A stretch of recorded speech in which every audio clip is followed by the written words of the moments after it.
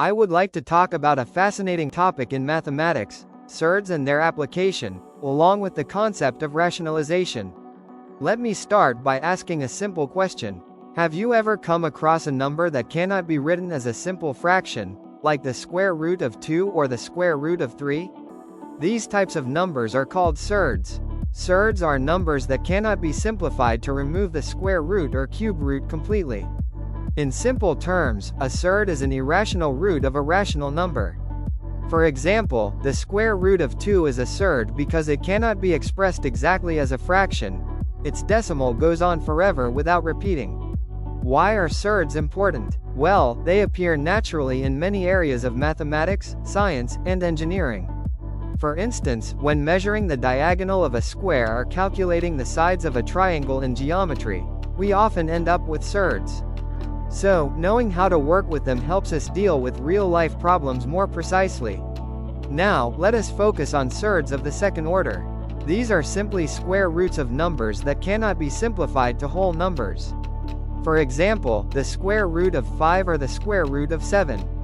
We perform basic operations on them such as addition, subtraction, multiplication, and division. But one very useful skill is being able to rationalize the denominator when dealing with surds. This leads us into the second part of today's topic, rationalization.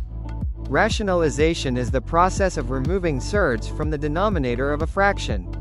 In mathematics, we prefer not to leave square roots or other irrational numbers in the denominator. So we use a technique to convert it into a rational number. The idea is simple. We multiply both the top and bottom of the fraction by a value that eliminates the surd from the bottom. Let me explain with a few types.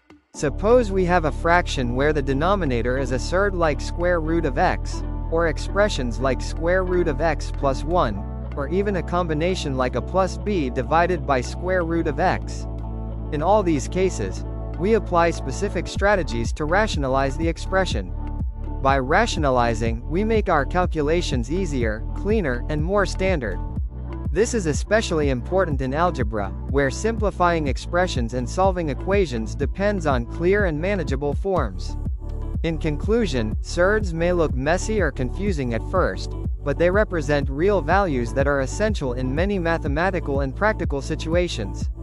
Understanding how to manipulate them, especially through rationalization, gives us powerful tools to solve problems accurately and efficiently.